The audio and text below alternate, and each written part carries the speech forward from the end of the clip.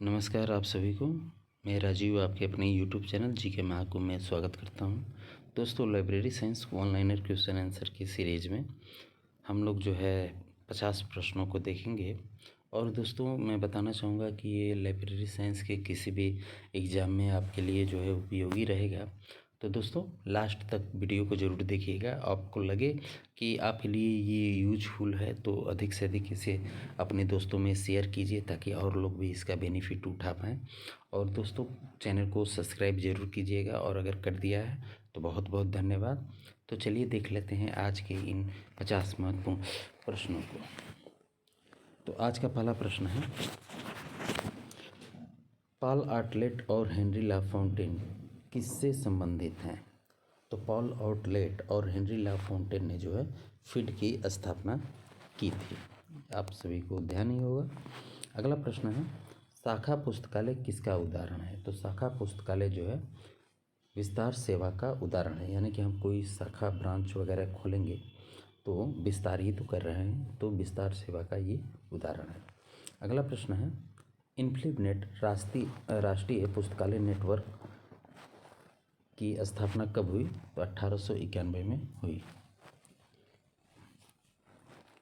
अगला प्रश्न है, नेकलिन किसके द्वारा आयोजित किया जाता है? तो नेकलिन का आयोजन जो है डेल नेट के द्वारा जो है किया जाता है। अगला प्रश्न है, सूचना प्रौद्योगिकी अधिनियम कब लागू किया गया? तो 2000 में सूचना प्रौद्योगिकी अधिनियम को लागू किया गया। अगला प्रश्न है, इन्फिनिट द्वारा चलाए जा रहे open access system integrative program कौन सा है? तो इन्फोपोड, शोधगंगा, शोध गंगोत्री, ये तीनों हैं। अगला प्रश्न है, अमेरिकन पुस्तकालय संघ की स्थापना कब हुई थी?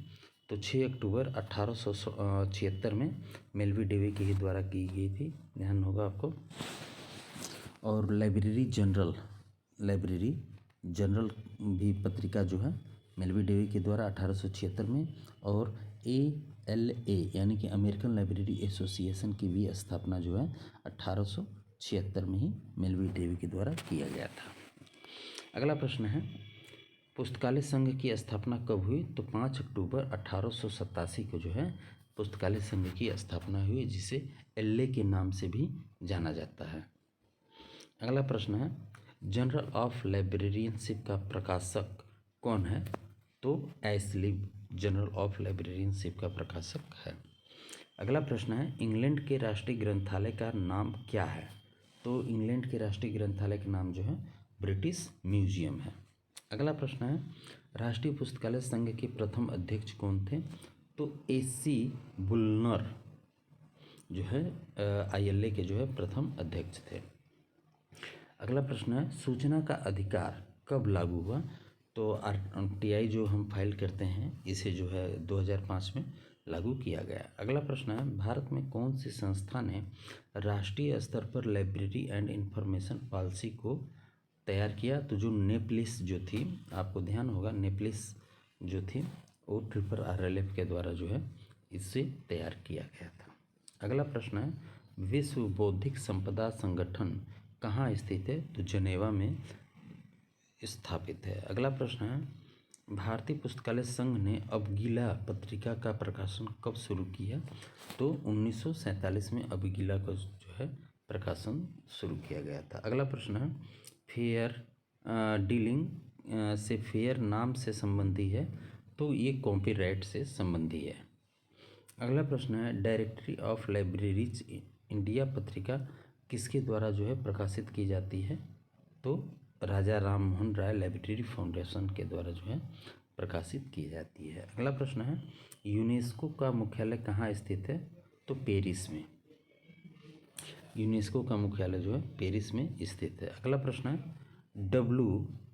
WIPO यानी कि विप्रो का पूरा नाम क्या है? विपो का पूरा नाम क्या है? तो वर्ल्ड इंटेलेक्चुअल प्रॉपर्टी ऑर्गेनाइजेशन है। अगला प्रश्न है, नेत्रहीनों के लिए पुस्तकालय किस प्रकार का पुस्तकालय है? तो विशिष्ट प्रकार का जो है पुस्तकालय है।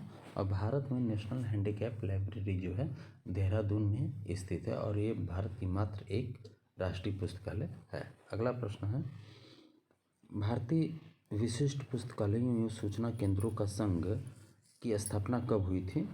तो 3 सितंबर 1955। यानी कि आपको ध्यान होगा आई स्लिप की बात हो रही है, LIC की बात हो रही है, आई स्लिप की बात हो रही है, और ये भारत की स्पेशल लाइब्रेरी है।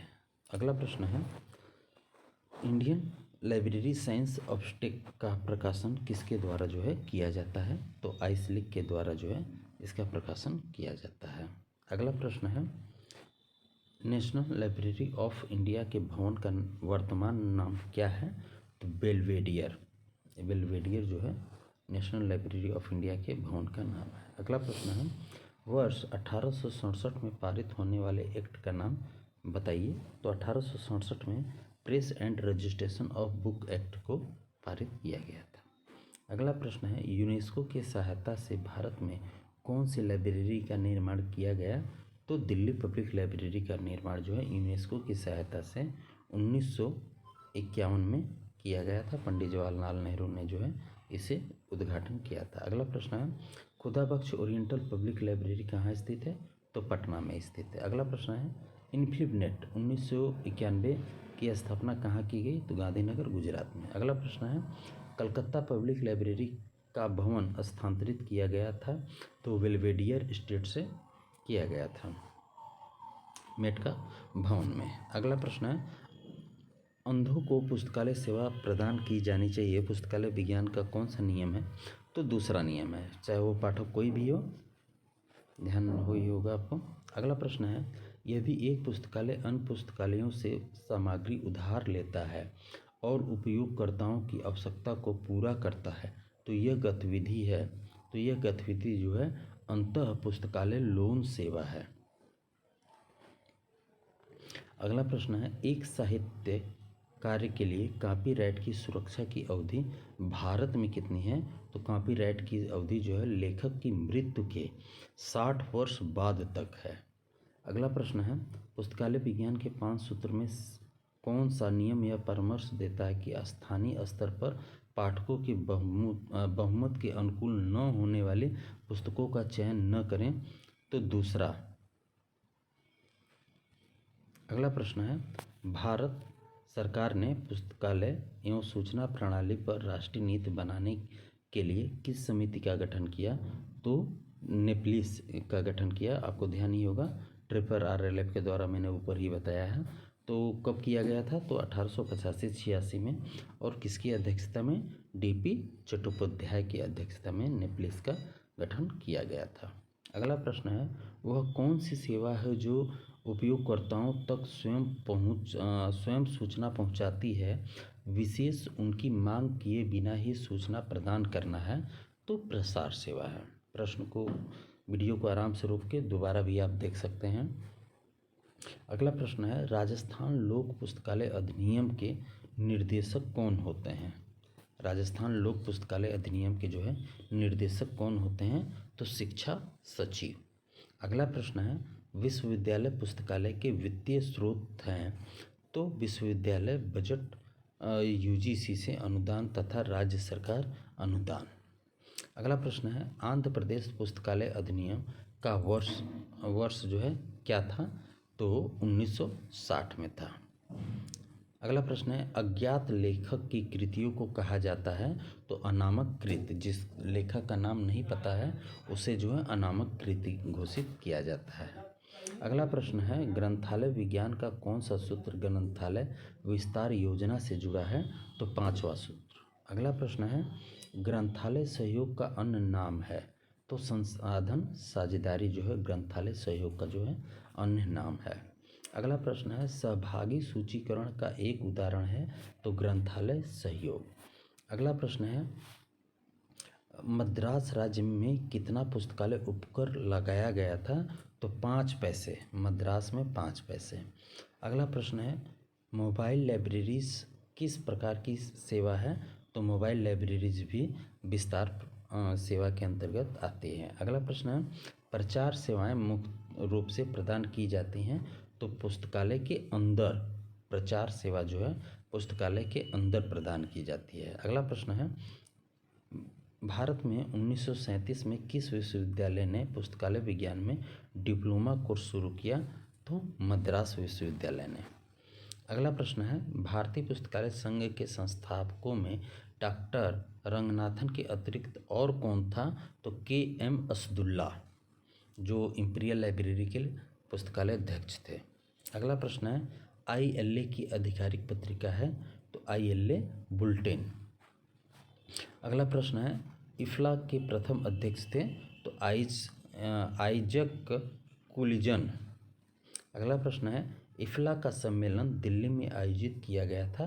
तो रंगनाथन की जन्म शताब्दी पे किया गया था 1992 में। अगला प्रश्न है, यूनिसिस्ट प्रोग्राम की शुरुआत किसके द्वारा की गई? तो यूनेस्को के द्वारा की गई थी। अगला प्रश्न है, पुस्तकालयों को सामाजिक संस्था किसने कहा है? तो डॉक्टर लावेल मार्टिन ने या एल मार्टिन ने कहा है। तो ये हमारे 50 प्रश्न जो है कंप्लीट हुए। आई होप कि आपको कुछ नया और अच्छा देखने को मिला होगा। तो दोस्तों, चैनल को सब्सक्राइब जाने से पहले ज़रूर कीजिएगा, लाइक कीजिए और कमेंट कीजिएगा कि आपके लिए ये यूजफुल है या नहीं। तो मिलते हैं अगले वीडियो में। ख्याल रखिए, धन्यवाद।